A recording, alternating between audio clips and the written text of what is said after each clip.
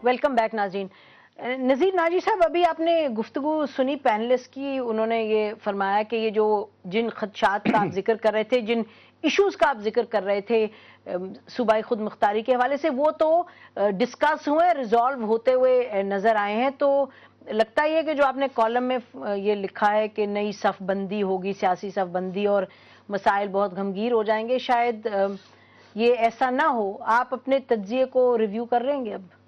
जी, ये कमेटी आईनी तरमीम की तजावीज़ तैयार करने के लिए बनी थी और उसने तजावीज़ तैयार कर ली है, लेकिन जो एक प्रोसेस होता है इंटरेक्शन का, डिस्कशन का, और तमाम जो फोर्सेस हैं सोशल, उनका, सियासी ताकतों का और दूसरे जो भी स्टेक होल्डर्स हैं उनका, तो वो फिर दूसरे साइड आया करती है। ये तो थे एक काम करने के लिए तैयार होकर बैठे थे, वो इन्होंने कर लिया, और जो भी बहस थी एक कमेटी के अंदर जो हो सकती है वो हो गई थी। लेकिन जब ये तैयार शुदा तजावीज़ एक बिल की सूरत में पब्लिक में आएंगी, पार्लियामेंट में आएंगी, मीडिया में आएंगी और दूसरे स्टेक होल्डर्स में जाएंगी और पब्लिक में जाएंगी, उससे जो एक रायनामा बाहर बनेगी वो क्या बनती है और वेतरान पर क्या असर डालती है, ये चीजें तो मैंने अर्ज किया ना कि तजावीज़ सामने आने के बाद आएंगी, और उसमें बहुत सी चीजें ऐसी हैं जिनको अभी इन्होंने शायद सोचा होगा और वो बात निकलेंगी, बाल की खाल निकालने वाले पता नहीं क्या क्या निकालना है। तो उसके बाद जो बहस चलेगी वो रुख मुतय्यन करेगी। हमें कम से कम ये मुसवदा पेश होने के 8-10 दिन के बाद पता चलेगा कि राय अमा क्या बन रही है, और जो फोर्सेस अभी एक्शन में नहीं है, इस मुसवदे के पेश होने के मंजर आम पर आने के बाद जब एक्शन में आएंगी तो उनका क्या अमल होगा। अच्छा, अहम बात आप कर रहे हैं होती हैं जी नाजी साहब, फोर्सेस हरकत में आएंगी और कॉलम का आपका नाम है पर्दा उठने वाला है, तो ये फोर्सेस हैं, कौन सा पर्दा उठेगा, ये कोई किन फोर्सेस की तरफ आपका इशारा है? पर्दा ये मैंने अभी किया कि पर्दा, जब ये पर्दा वो है जो अभी तक पड़ा हुआ है कमेटी की राजदारी में, जब ये मंजर आम पर आ गया तो पर्दा उठेगा। चीज अंदर से निकल गई, जो कुछ ये तैयार किया है इन हजरात ने, वो क्या है, वो जब अवाम के सामने आएगा तो फिर पता चलेगा क्या क्या इसमें से पहलू निकलते हैं। तो आपका अवाम ही की तरफ इशारा है? जब आप फोर्सेस कहते हैं तो कोई साजिशी, कोई इस्टेब्लिशमेंट, कोई ऐसी बात की तरफ तो इशारा नहीं कर रहे आप? बहुत सी कुव्वतें होती हैं, सियासी कुव्वतें भी होती हैं।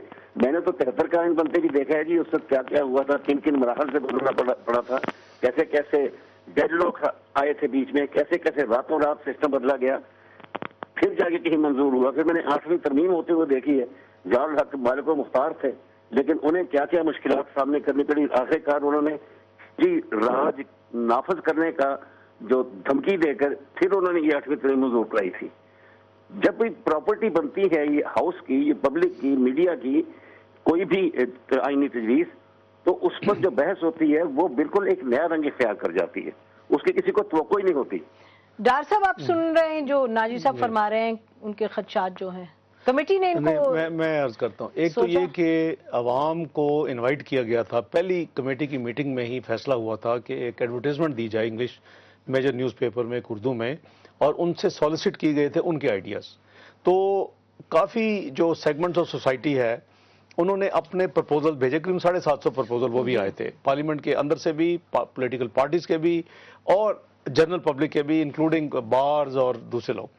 तो मैं ऑनेस्टली बिलीव करता हूँ एक इंट्रीग थ्योरी चल रही है इस वक्त, और जिसका काफ़ी हद तक रिफ्लेक्शन है नाजी साहब, यानी ये सर्कुलेट कर रही है कि कम वक्त में ये जो मर्जी कमेटी कर ले, ये शायद ये अमल आखिर यानी अपनी फाइनल सक्सेस नहीं होगी।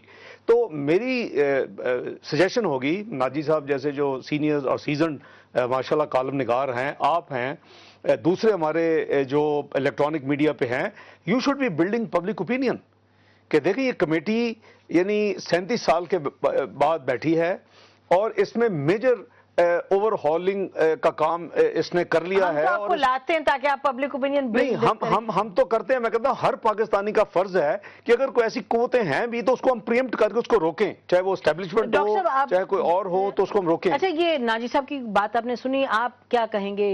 आप इत्तेफाक करते हैं? देखिए, मैं तो शुरू से हम ये समझते हैं कि पाकिस्तान के डेमोक्रेटिक फोर्सेस को उसको بڑھنا چاہیے. ہم اس ہر سازش کو ریزسٹ کریں گے جو ڈیموکریسی کو ریزسٹ کر رہا ہے, چاہے ویزیبلی چاہے انویزیبلی. میری خواہش ہے کہ 37 سال کے بعد جو کانسٹیٹیوشن میں ایک ڈیسنٹرلائزیشن کا پروسیس شروع ہوا ہے یا اس کو آٹونومی کی, تو میری تو خواہش ہے کہ میں جتنا جو میرا ہے میں زیادہ سے زیادہ اپنے جو ہے نا صوبے کے لیے لے جاؤں, نہ صرف اپنے صوبے کے لیے بلکہ تمام فیڈریٹنگ یونٹ کے, جیسے میں نے پہلے عرض کی کہ ایک ریئل جو وفاقی جمہوری نظام ہوتی ہے دنیا میں وہ صحیح معنوں میں پاکستان میں امپلیمنٹ ہو. اچھا, اور آپ کو یہ تسلی ہے جو آپ کی کمیٹی اس وقت کر رہی ہے وہ میکسیمم اٹانومی کی دیکھیں نا, میں آپ سے عرض کروں کہ اس مسئلے پہ میرا بالکل جو میں نے آپ کو عرض کیا کہ مجھے پتا ہے کہ میرے جیب میں کیا ہے, ٹھیک ہے نا.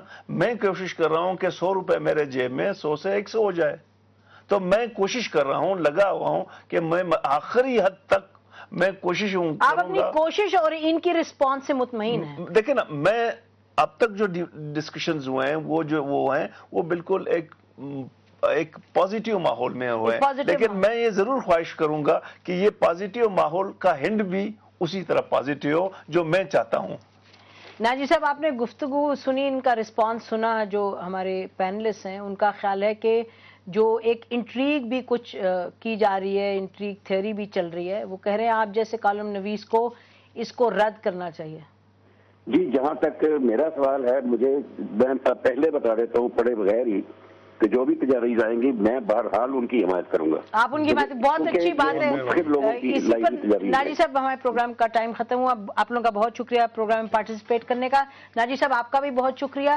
ناظرین, ہم پھر یہ کہتے چلیں کہ 37 سال میں پہلی مرتبہ یہ جو 18ویں ترمیم جب پاس ہوگی تو ایک تاریخی یہ ہوگا موقع, اور ایسا موقع جو کہ پاکستان کے جو عوام ہیں ان کے لیے ایک بہت ہی خوش آئند یہ وقت ہوگا. اور ہم امید کرتے ہیں کہ اس طرح کی ترمیم کے تحت پھر جو ایک نئی سیاست جنم لے گی وہ ایسی سیاست ہوگی جو پاکستان کی عوام کے جو مسائل ہیں ان پر بھی نظر ثانی کرے گی اور ان مسائل کو بھی حل کرنے کی کوشش کرے گی.